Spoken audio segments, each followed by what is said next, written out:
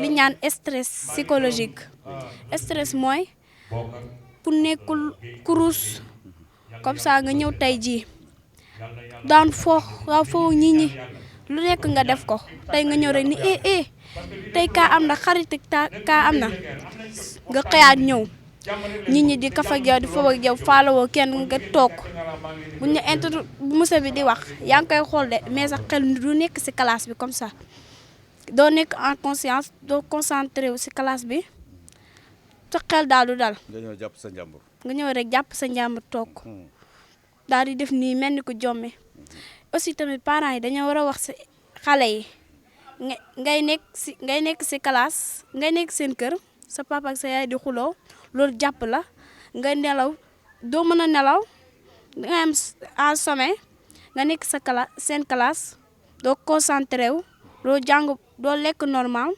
problème boobu jàpp la ba doo am koo waxal mais nag pour régler ce problème là il faut comme ça tey jii ngay xool koo waxtaanal ba mu delloo si la sa xel loolu laa si amoon lu may wax. voilà Fatou léegi wax nga ko léegi loolu yëpp pour ñu éviter ko avant muy am ba ngay seet koy waxtaanal léegi pour kër gi mën a am jàmm xale yi bu ñu demee école mën a jàng aussi lan ngay wax waajur yi parents yi.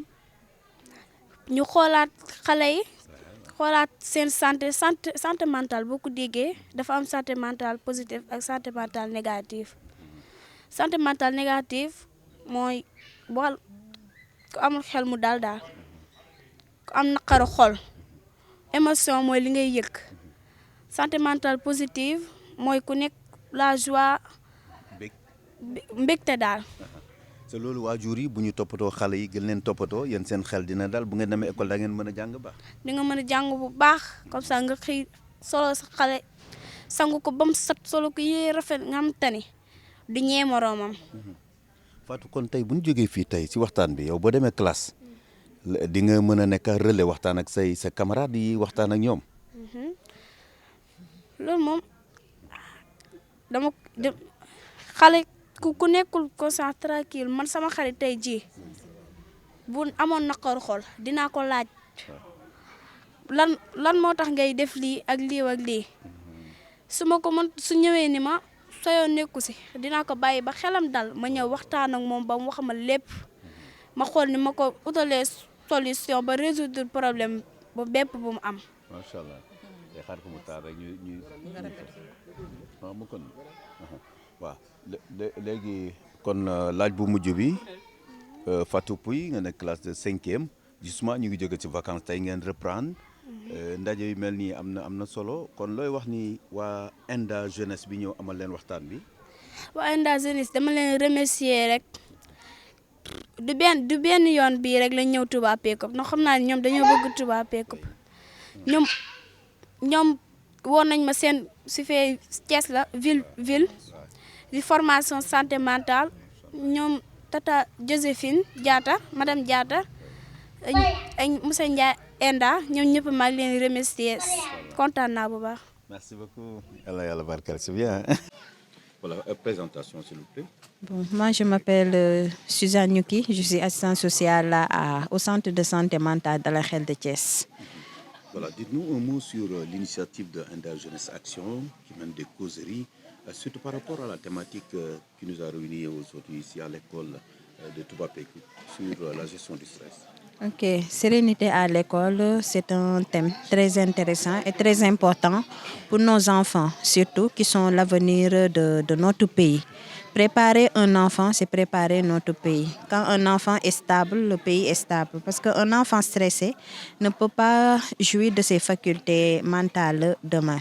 Donc ce que ENDA fait, c'est très important et c'est une initiative à encourager davantage pour protéger notre jeunesse. Parce que si nous remarquons ces temps-ci, on voit que nos enfants sont vraiment dans des difficultés au sein des familles, vu les difficultés que leurs parents vivent. Les enfants portent ces problèmes sans pour autant que les parents le sachent. Si ENDA vient pour prévenir cela, c'est une bonne chose et c'est une action à encourager et à développer davantage dans toutes les écoles, même dans les quartiers. C'est une activité à encourager pour prévenir non seulement la santé mentale de l'enfant. Est-ce qu'il vous arrive d'avoir un peu des cas qui n'ont pas pu être gérés à l'école, qui nécessitent justement, disons, une évacuation au niveau de votre centre de santé mentale? Bien sûr, ce que Enda a commencé, nous-mêmes, on l'a commencé à l'école, mais nous, on l'a accentué, pas sur le stress, mais on a pris la prévention, les solutions que les enfants utilisent qui sont des substances psychoactives. Maintenant, si le stress n'est pas géré à l'école, à l'âge adolescence, l'enfant sera obligé d'être interné ou accompagné à Dalakhé parce qu'il va utiliser autre chose qui n'est pas bon pour gérer son stress. Alors que les préparer dès à présent, c'est préparer leur avenir et les protéger des maladies mentales. Merci. Di nga wax wolof de yow.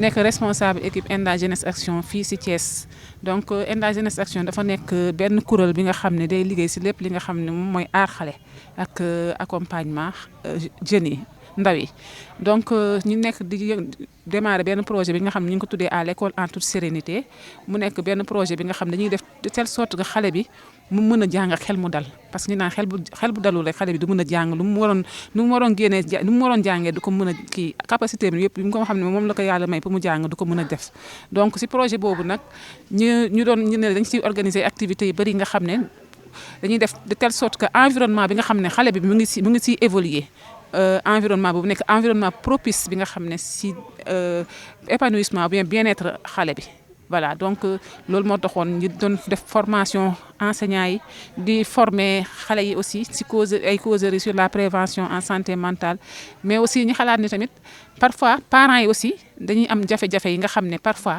jafe-jafe yooyu moom la ñuy jël di transférer ko ci xale bi léegi ba finalement xale yi dañuy dund ay nakar parce que ci nakaru parents yi ñoom la ñuy jël transférer ko ci ñoom te loolu tamit dañuy gis ni tamit day am impact négativement aussi ci xale bi. voilà loolu moo tax ñu xalaat ne léegi dañoo organiser ay fora ànd si ay quartiers yi nga xam ne pour l'instant 4 quartiers lañ ciblé Darou Salaam nga xam ne organiser nañ ko 31 décembre tey ñu def Touba Pékou fan yi néew aussi dinañ ko organiser à Ersan et à Médina Fall voilà ñu ngi ñaan yàlla aussi ñu am yeneen occasion aussi pour ñu gën ko lawal si yeneen quartiers yi merci. Merci beaucoup. Voilà man en français ou bien en wolof. Tous les deux ñu def wolof après. D'accord waaw man maa ngi tudd Mamadou Gueye. dëkk Touba Pékou nekk un retraité de l'armée nekk fii ci koñ bi waaye nekk fii itam nekk président de l'association des parents d'élèves de l'école élémentaire Touba Pékou nekkaat itam membre ci association des parents d'élèves du lycée Touba Pékou di wax ni kon ñun mën nañ dañoo retraité mais nekkuñu dañoo nekk en retraité mais retraité wuñu ndax dañoo bàyyi sumi tënni bi waaye sol nañ benn yére ak benn casquette di liggéeyal dëkk bi fas yéen nag lépp luy développement dëkk Touba Pékou ñun nañ ci tugal suñu loxo bu baax a baax a baax ndax li moo tax ñun fii leen di juddoo fii leen di jàngee bi ñu liggéey ba ñëwaat retraite kon jaadu na li ñu am ci expérience capitaliser ko ñu sotti war ko ci askan Touba Pékou te nag defar dëkk boo koy def gune yaa ngay defar képp ku defar gune yaa ngi defar dëkk par contre mënoo saa yoo xëyee jox ko ne juróomi dërëm waaye boo leen joxee am xel jaaral nii jàngal sa leçon defal li préparer examen yi loolu bu ca réussir xale bi dina réussir mais aussi dëkk bi dina développer te aussi Touba Pékou itam wax dëgg yàlla bu ñu fexee yokkute école bii moo tax ndax bu école bi newul woon nii du ñu mel nii ñun dañ sant bu baax ci école bi ñu jàng nañ tubaab forturi ci alxuraan ànd ak waajur di leen jàppale bañ jiituñu léegi liñ des ñun as néew dañoo bëgg nekkandoo gune yi di leen jàppale di leen orienté di leen wax lu rafet di leen xiir ci lu baax di leen womat di leen wëññi bu ko aajowoo. waajur yi am nañ ci taxawaay bu am solo laata xale yi di dem l'école fekk fa maître yi. bu baax a baax a baax a baax ndax war na ko sànq xam nga xale bala moo jàng dañ koy waajal mooy nga teel koo yee mu sangu sol yére yu rafet nga jox ko mu ndekki mu sol yére jox ko mu ndekki ñëw jàng si école ndax xale bu ñëwee école lekkul du mën a jàng benn ngoog xale bu ñëwee école gis ñam moroom ya sol lu rafet solu ko du mën a jàng ñaar ngoog bu ñëwee école aussi gis la mu sol tilim ay dàllam dagg du mën a jàng ndax nit ko yàlla mooñee bu nekk ay morom te nañ ay moromam mel xaw naa mel wala melu na du nekk wax yàlla day rus day am kersa ata maître bi sax bu seetluwul lool day def da nga war a jàng fekk xale bi dafa am li ñuy wax kersa dafa am gàcce ci kanam ay moromam bu ay morom def fo it ñaare du nangoo fo day bokkatu du dàqante du bëre du def dara day toog rek loolu yëpp nag fekk na santé mentale moo am problème te kër ga la déparé te parent bi mooy responsable premier. kon Enda waxtaan yi muy def te du gulet soxna si wax na ko léegi Fatou nan ngeen gisee taxawaayu Enda.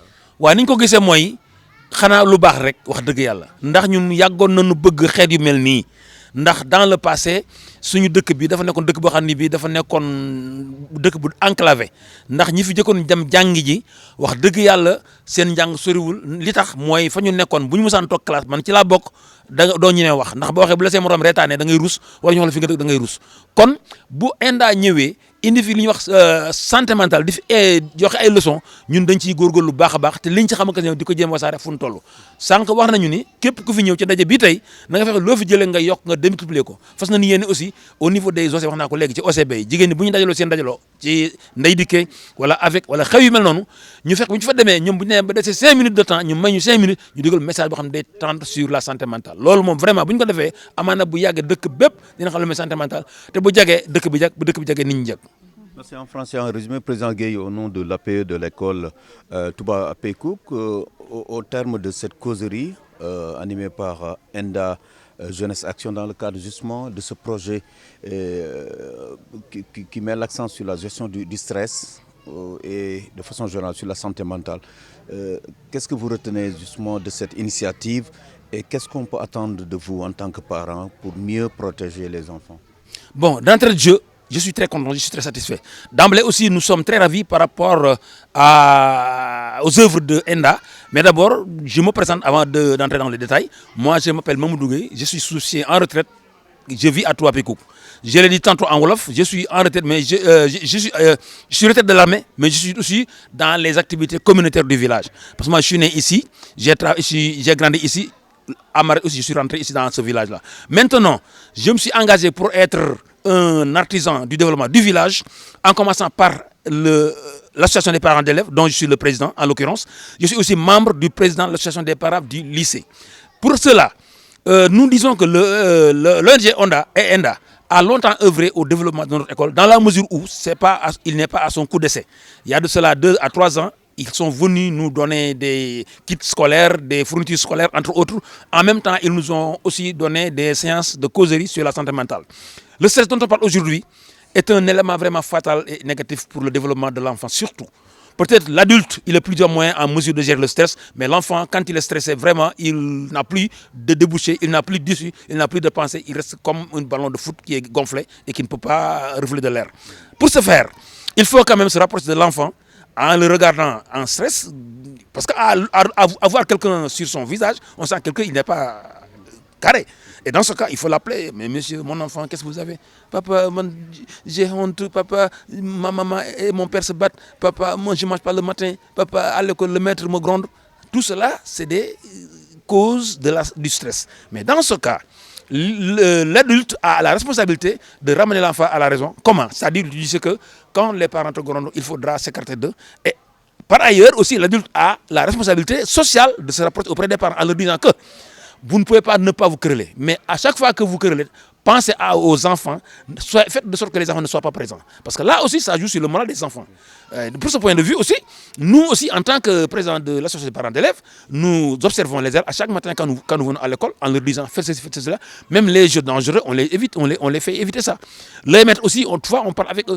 Sur le plan aussi social, on est en train aussi de travaille sur les cas sociaux, notamment sur les états civils, parce qu'ici, comme nous sommes des villageois, il est rare de voir des gens qui naissent avec des états civils à l'heure indiquée. Mais nous, quand l'élève est aux classes de CM2, vraiment, on fait tout pour que ce gosse-là fasse son entrée en 6e. Parce que s'il ne le fait pas aussi, il sera traité. Parce que rendez-vous compte que le gars vous n'êtes pas sans ignorer que quand on apprend pendant 6 ans et qu'à la dernière année, on vous dit que vous ne pouvez pas faire l'entrée parce que vous n'avez pas d'état civil, là vraiment c'est choquant. C'est choquant. Nous aussi, on œuvre à ce que tous les gosses de notre village, de notre école en particulier, quand même fassent l'entrée en 6e dès qu'ils arrivent aux classes de CM ou 2. En tout cas, ça c'est notre sacerdoce et nous nous abattons nuit et jour pour cela. Et maintenant, qu'en sera-t-il de la démultiplication, surtout les bonnes dames là qui organisent des avec chaque semaine, des ndadje entre autres, des séances de causerie, vous pensez que elles ont le devoir de démultiplier ces genres de causeries? Certes oui, mais elles auront besoin d'être encadrées. Parce que récemment, il y a un collègue qui est à côté de moi, le chef de quartier de Darou, en l'occurrence M. Abdoupoui, c'est une retraite du Lagon, pour votre information. Moi je suis une retraite de l'armée. Donc on a capitalisé une expérience qui pourrait servir aux dames. Comment? Chaque fois que les dames ont des réunions, je l'ai dit tantôt, des OCB, organisations communautaires de base, si elles nous invitent à ces réunions-là, on reprendra les dernières minutes pour donner des messages. Ensuite, avant de donner les messages aussi, il faut les écouter d'abord pour voir est-ce que les dames ont bien saisi le sujet ou pas. Si c'est le cas, c'est tant mieux. Dans le cas contraire, nous intervenons dans le sens de les informer et de les mieux équiper, de les mieux outiller intellectuellement pour que demain, même s'ils ne sont pas en OCB, ils sont sous l'arbre à palabre, elles pourront parler de la santé mentale et du stress en quelque sorte de manière générale. Merci, Président Guèye. Merci.